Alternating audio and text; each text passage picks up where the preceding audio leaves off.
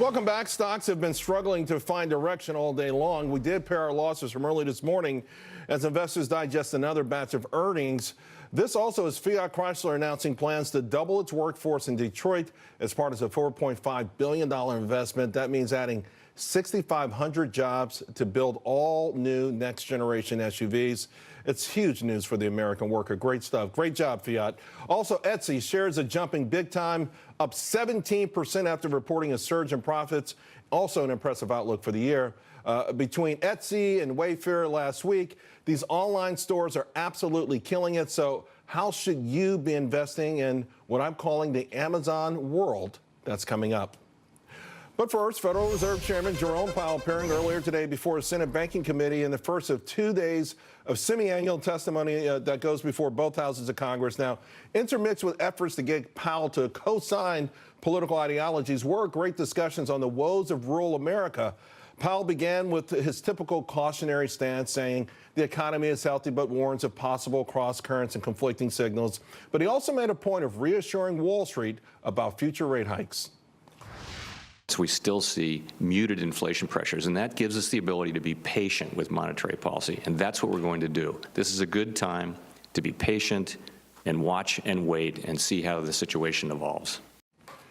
Joining me now, Efficient Advisors Chief Investment Officer Larry Schober. Carol Roth is back with us as well. Larry, I mean, you're at the CME. You get to watch everything in real time. How was the reaction as Powell started to fend off these questions? And toward the very end, I thought was interesting. He's like, listen, hold up. Before anyone leaves the room, I'm playing ball. I'm playing ball. I mean, the markets wore down a lot when he started. Yeah, you're exactly right. And since then, the response has been muted at best. I mean, I think people are interpreting this whole sermon on patience to be more about being non-reactive. And I think that made people happy. We did see the long end of the curve. Yields are down.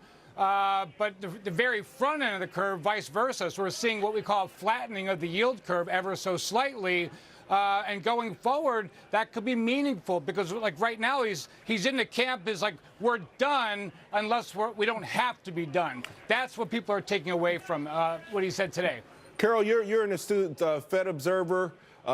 Chairman Powell, October 3rd of last year, made some unfortunate comments that sent the market into a 3-month tailspin, and he's been digging himself out since then. Has he done enough to make right those incorrect statements?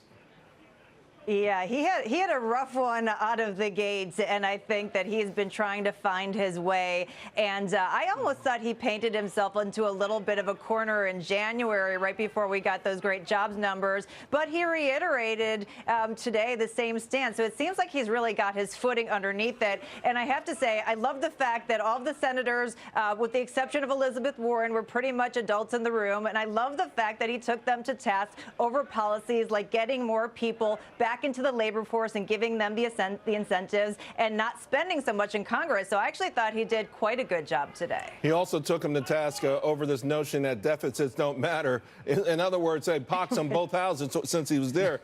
You know, Larry, there were some other things that came up. Sherrod Brown tried to back him into a corner, but I think in answering this question about how sluggish wages have been post the recession and how great things are now, wages are growing faster than productivity and inflation. So is that a Goldilocks scenario? You know, right now it seems to be, because when you think about it, employment figures are at unsustainable levels, and we're not going to be raising rates. It really doesn't make a whole lot of sense where the economy is at a full capacity. And it's not Jerome Powell's fault. It's not the FOMC's fault. It's just really enormous structural changes going on in our economy that we're using old metrics to judge what's going on today. So all that to say, it's really good that one rate hike is left on the table, even though he didn't iterate that today. And with unemployment, I'm not really sure what the whole gist of it was, because unemployment is strong. Wages are starting to creep up. So, but before I go back to Carol, Larry, initially you suggested something about the yield curve. I mean, if that inverts and signals for some people recession, then what should the Fed do? Should they be raising rates into that environment? Well, let's be clear. Like, you know, the Fed really looks at the 3-month 10-year more than anything. They don't look at the 5.7 to 2.10. They're really looking at the 3-month 10-year, and that did flatten quite a bit today. But all that to say, like, we're in the midst of a policy experiment we've never attempted before, and for the curve to invert, depending on why it inverts, is really the whole key. Right. It's, you know, in the textbooks it'll tell you, yeah, it means recession, but I don't think necessarily so this time. Right. M2, you know, the velocity of money is much different than it was before. It's definitely a warning sign, but not a direct indicator. Real quick, Carol, I was really happy to hear Chairman Powell suggest that higher wages, particularly amongst low-skilled workers, would not trigger a Fed reaction. People were very afraid of that just 1 year ago when that January jobs report showed a 2.9% increase in wages. Yeah, I think that's right. And I think that, one, it's a really good thing in general. But you have to remember the way that we calculate wages has somewhat shifted. It used to be these cost of living adjustments that people would get over and over again, and that would sort of cause inflation. Now companies pay more bonuses, so they have more flexibility in terms of managing that wage growth. And I think that factors into the overall inflation equation. Carol, Larry, thank you both very much. Really appreciate it. Hey, excuse me. Also on Capitol Hill today, top drug company executives getting grilled by senators over the rising cost of prescription drugs.